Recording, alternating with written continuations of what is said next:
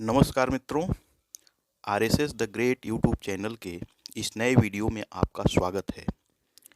इस वीडियो में हम राष्ट्रीय स्वयंसेवक संघ के बारे में उन तमाम शंकाओं और आशंकाओं के समाधान का प्रयास करेंगे जो विभिन्न कारणों से हमारे मन में समय समय पर पनपती रहती हैं।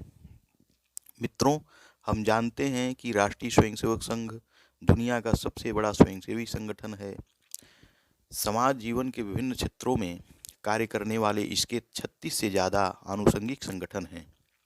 इन संगठनों में भारतीय जनता पार्टी, भारतीय किसान संघ, भारतीय मजदूर संघ, अखिल भारतीय विद्यार्थी परिषद, विद्या भारती, स्वदेशी जागरण मंच, विश्व हिंदू परिषद, शैक्षिक महासंघ इत्यादि संगठन शामिल हैं।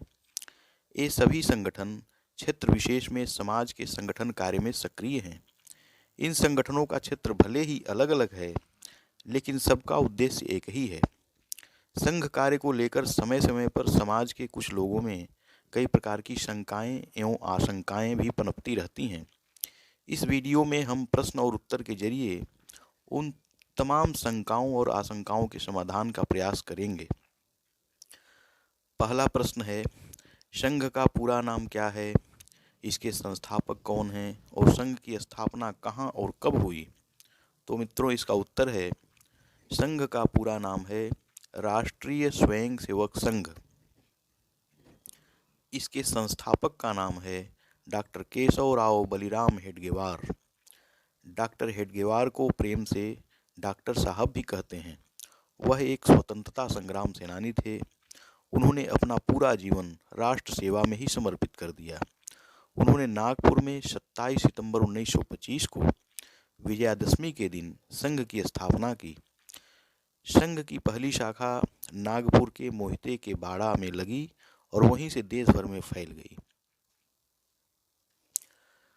मित्रों, अगला प्रश्न है, संघ का नाम कैसे तय हुआ? तो इसका उत्तर है, डॉक्टर हेडगेवार ने संघ का नाम तय करने के लिए अपने सहयोगियों के साथ बातचीत प्रारंभ की और 17 अप्रैल 1926 को अपने घर पर एक बैठक बुलाई। इस बैठक में संघ के नाम के संबंध में बहुत से सुझाव आए। उस बैठक में 26 स्वयंसेवक उपस्थित थे। बैठक में संघ के लिए अनेक नाम सुझाए गए, लेकिन सर्वसम्मति से 3 नाम बैठक में विचार के लिए रखे गए। ये 3 नाम थे राष्ट्रीय स्वयंसेवक संघ, जरी पटका मंडल और भारत उद्धारक मंडल। इनमें राष्ट्रीय स्वयंसेवक संघ नाम स्वीकृत हुआ।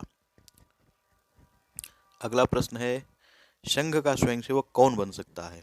उत्तर है, कोई भी हिंदू पुरुष राष्ट्रीय स्वयंसेवक संघ का स्वयंसेवक बन सकता है। अगला प्रश्न है, संघ केवल हिंदुओं के संगठन की ही बात क्यों करता है? क्या वह एक धार्मिक संगठन है? उत्तर है, संघ में हिंदू शब्द का प्रयोग उपासना, पंथ, मजहब या रिलीजन के नाते नहीं होता है। इसलिए संघ एक धार्मिक या रिलीजियस संगठन नहीं है। हिंदुत्व एक जीवन दृष्टि है। इस अर्थ में संघ में हिंदू का प्रयोग होता है। सुप्रीम कोर्ट ने भी एक महत्वपूर्ण निर्णय में कहा है कि Hinduism is not a religion but A way of life. उदाहरण के लिए, सत्य एक है, उसे बुलाने के नाम अनेक हो सकते हैं, उसे पाने के मार्ग भी अनेक हो सकते हैं। वे सभी समान हैं। यह भारत की जीवन दृष्टि है। यह हिंदू जीवन दृष्टि है। एक ही चैतन्य अनेक रूपों में अभिव्यक्त हुआ है, इसलिए सभी में एक ही चैतन्य विद्यमान है। इसलिए विविधता में एकता यह भारत की जीवन दृष्टि है। यह हिंदू जीवन दृष्टि है। इस जीवन दृष्टि को मानने वाला, भारत के इतिहास को अपना मानने वाला, यहाँ जो जीवन मूल्य विकसित हुए हैं उन जीवन मूल्यों को अपने आचरण से समाज में प्रतिष्ठित करने वाला और इन जीवन मूल्यों की रक्षा के लिए त्याग और बलिदान करने वाले को अपना आदर्श मानने वाला हर व्यक्ति हिंदू है, फिर उसका मजहब या उपासना पंथ चाहे जो हो। मित्रों, अगला प्रश्न है, क्या संघ में मुस्लिम और ईसाई को भी प्रवेश मिल सकता है? तो इसका उत्तर है, भारत में रहने वाला ईसाई या मुस्लिम भारत के बाहर से नहीं आया है। वे सब यहीं के हैं। हमारे सबके पुरखे एक ही हैं। किसी कारण से मजहब बदलने से जीवन दृष्टि नहीं बदलती है, इसलिए उन सभी की जीवन दृष्टि भारत की यानी हिंदू ही है। हिंदू होने के नाते वे सब संघ में आ सकते हैं। कुछ आ भी रहे हैं और जिम्मेदारी लेकर काम भी कर रहे हैं। उनके साथ मजहब के आधार पर कोई भेदभाव या कोई स्पेशल ट्रीटमेंट उनको नहीं मिलती है। सभी के साथ हिंदू इस नाते वे सभी कार्यक्रमों में सहभागी होते हैं। अगला प्रश्न है, संघ की सदस्यता की प्रक्रिया क्या है? तो इसका उत्तर है, संघ सदस्यता की कोई औपचारिक प्रक्रिया नहीं है। कोई भी व्यक्ति नजदीक की संघ शाखा में जाकर ध्वज प्रणाम कर संघ में सम्मिलित हो सकता है। संघ सदस्य को स्वयंसेवक कहते हैं। उसके लिए कोई भी शुल्क या पंजीकरण प्रक्रिया नहीं है। संघ के कार्यक्रमों में गणवेश क्यों होता है? क्या यह स्वयंसेवक बनने के लिए अनिवार्य है? तो इसका उत्तर है, संघ में शारीरिक कार्यक्रमों के द्वारा एकता का, सामूहिकता का संस्कार मिलता है। इसके लिए गणवेश उपयुक्त होता है, परंतु गणवेश विशेष कार्यक्रमों में ही पहना जाता है। नित्य शाखा के लिए वह अनिवार्य नहीं है। गणवेश की उपयुक्तता ध्यान में आने पर हर स्वयंसेवक अपने खर्चे से गणवेश की पूर्ति करता है। अगला प्रश्न है, संघ का शाखा में निक्कर पहनने पर आग्रह क्यों है? उत्तर है, यह आग्रह का नहीं परंतु सुविधा का विषय है। शाखा में प्रतिदिन शारीरिक कार्यक्रम होते हैं, खेल कूद व्यायाम होता है। उसके लिए निक्कर यह सुविधाजनक तथा सबके लिए संभव ऐसा वेश है। शाखा क्या है? तो इसका उत्तर है कि किसी निश्चित भौगोलिक क्षेत्र के स्वयंसेवकों के 1 घंटे के प्रतिदिन मिलन को शाखा कहते हैं।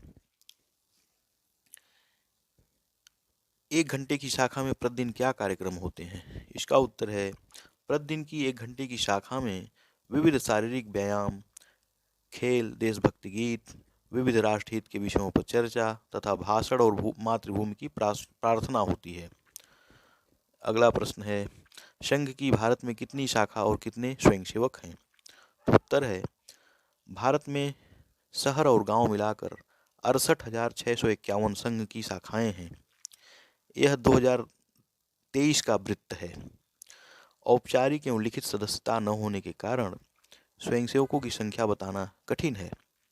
तो मित्रों, ये वीडियो कैसा लगा यह कमेंट बॉक्स में लिखकर जरूर बताइएगा और जाते जाते इस चैनल को सब्सक्राइब और लाइक करना बिल्कुल ना भूलें। धन्यवाद।